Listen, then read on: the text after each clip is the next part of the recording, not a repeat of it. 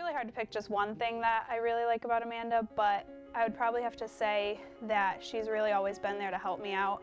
Amanda was kind of almost like another parent figure to us. She drove us around. She really babysat us all the time, which I'm sure was a pain to her, but it was really kind of like the perfect role model to have for your growing up, and she really was there for everything for us and pretty much was another person to raise. She's a great person. She's fun to hang out with. She's got a great personality. She's wonderful with her children, and she's very strong. My favorite thing about Amanda is her kind spirit. She is very giving. She's very loving. I love the fact that she is a teacher and a mom. She is just one of the sweetest people that I've ever known. I guess my favorite thing about Amanda is, there's lots of things to say that are my favorite about her. She has my real flesh and blood nieces and nephews, but she lives close. The best thing is that we can continue our relationship, as we become adults, and then our kids can carry on the same relationship as us. She is my family of my heart. So we all have our families that we're born into, and then we have our families that we're brought to. And Amanda is my family. And we do a lot of fun things together. We go shopping, I spend time with our kids, and she's just an amazing person. I am a Haddam resident my whole life. I'm one of 5 sisters. I'm the second born.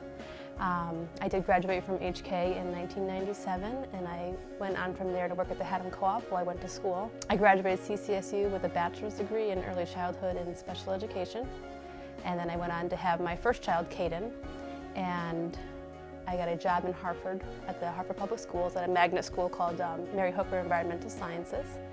And I've been there for 9 years, and I've continued to have 2 more children and received my master's degree from Walden University in early reading and literacy. And here I am, still living in Haddam. This is my family. This is Jay. How you doing? And we have Caden, who's 8 years old. He's a 3rd grader at Burr School. And he enjoys playing soccer and baseball and playing lots of Minecraft and video games, of course. And we have Cameron, who is a kindergartner at Burr School. She is a dancer. And Briley is 2 years old, and right now she's waiting to go to dance. She keeps talking about going to dance class. She loves to play with her dolls and hang out with Mom at home on the days. And they're all very active. Overall, I'm pretty healthy. And then this past summer, I kind of felt just run down a little bit, but not horrible. I always just attribute it to having 3 kids and working full time and being on the go a lot. So this summer, we went on our annual camping trip in August, and I had some days where I felt really good, and then I'd have days where I felt really just run down and tired. So it went on for about 2 weeks. My mom said to go see a doctor, and I kept getting a lot of anxiety, just that something wasn't right, but I couldn't pinpoint anything. So we came home from Maine on August 20th. I made an appointment that following Monday, and the doctor had told me that he didn't fear cancer because I'm so young. Amanda was unfortunately not too symptomatic in the beginning. She actually went to her primary care physician just because she is having a little bit of anxiety and fatigue.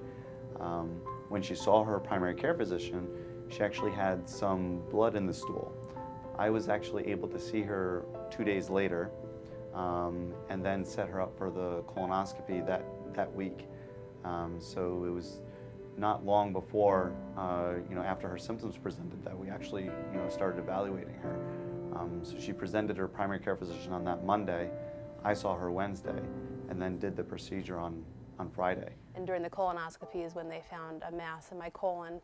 So that same afternoon, he sent me off to have a CAT scan, and the CAT scan showed that the cancer had spread from my colon into my liver. We then actually referred her to a surgeon and an oncologist, so she could discuss kind of options in terms of treatment, what to do, whether it be radiation, chemotherapy, or surgery. She's right now undergoing chemotherapy in one of their trials. I go to Yale every other Monday, and while I'm there, I start off with some blood work. And then after blood work, I meet with my oncologist each and every time to review the blood work and just talk about any new symptoms that have come up. And then I do a 6-hour infusion, and I usually leave Yale about 4:30. I've done 1 round of chemo, which was 8 weeks, so it was 4 different rounds. And I've just recently started my second round, which will go to the end of December, early January, and hope that the next step will be possibly surgery or just maybe even another round of chemo. On a day that I have chemo, I explained before, I go in at 8 in the morning, I have blood work done, I wait to see my oncologist, we go through everything, I do my 6-hour infusion, and then I come home with a pump.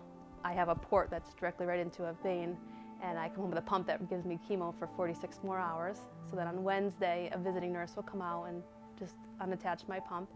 And then pretty much the rest of the days, I just do my normal. I get up at 7, put my kids on the bus, hang out with the baby for the day, try to do little things here and there, some picking up and some errands. But morning starts off. I'm usually up about 5:30 in the morning, do school lunches for the kids, and then I'm out of here about 6:15 in the morning.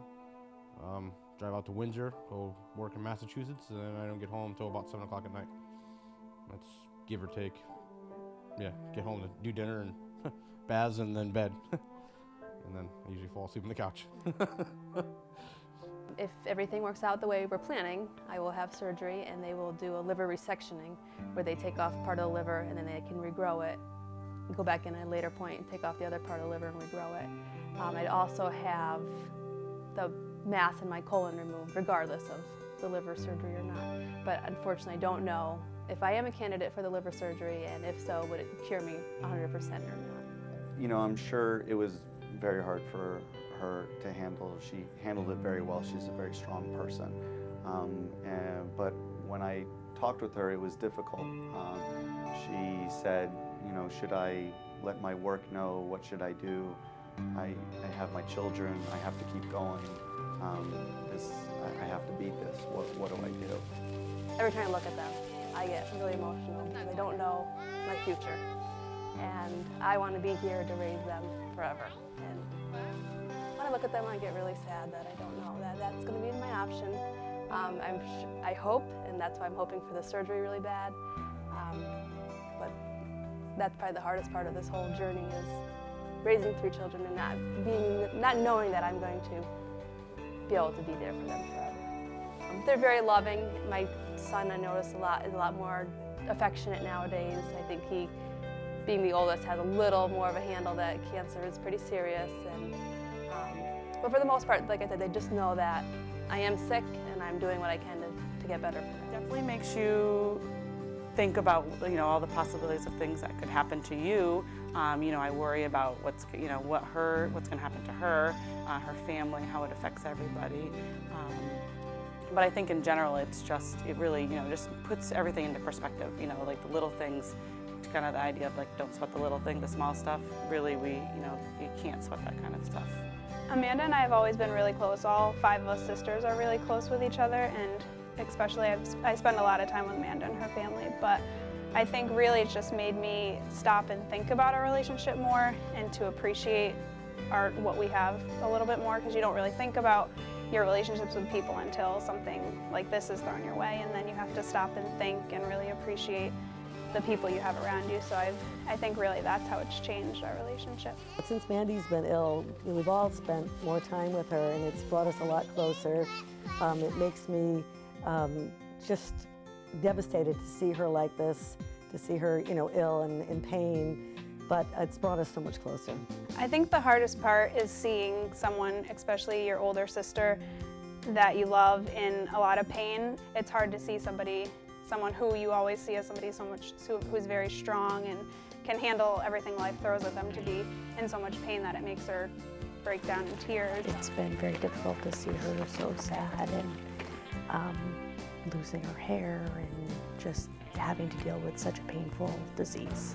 I think the hardest has been just dealing with the idea that your sibling is sick, and that you worry about what is to come of this illness that she has. I think that every mom or dad that received the news that their child has either been seriously injured or has a life-threatening illness is devastated, no matter how old their child is, whether it's a small child up to an adult child.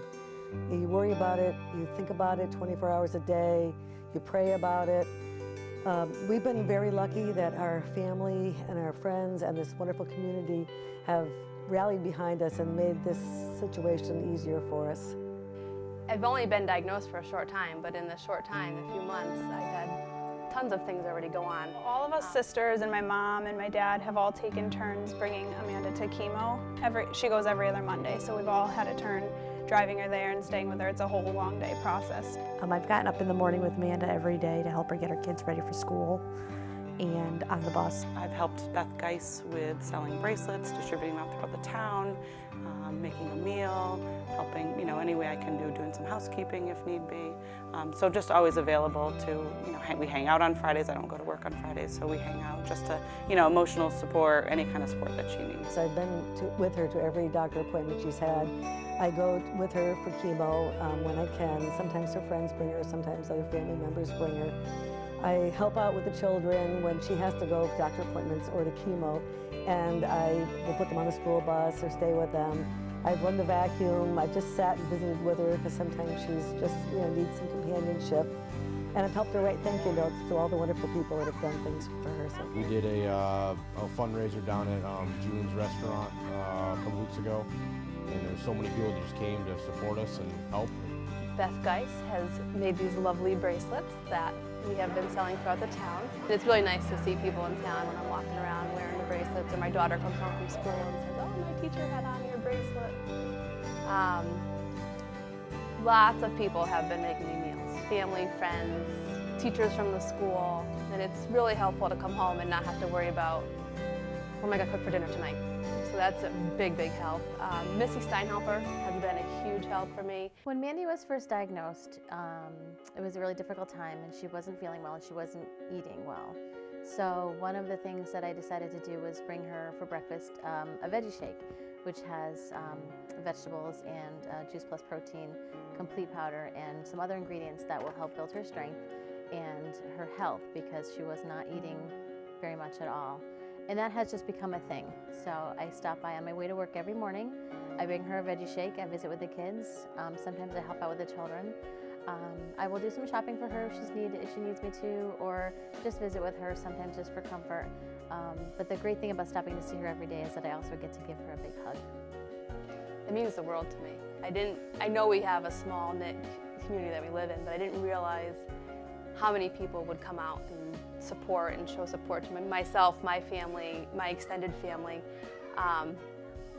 It makes a situation that's really hard become more bearable, and it just means a lot. It makes you feel really important and special in people's lives. The community's great. That's why I love living in a small town. I mean, I went to school at HK too, graduated in 2000, and just everybody that we do dinners come to us every night on the weeks that she has the chemo, because she's just down and out. And by the time I get home from work, it's tough to try and do dinner, and knowing that the community's there to help, and there's different people come over and help us in the morning, and it's just great.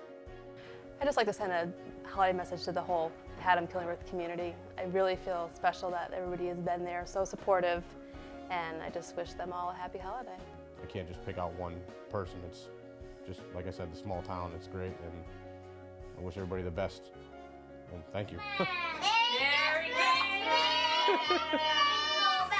Happy holidays!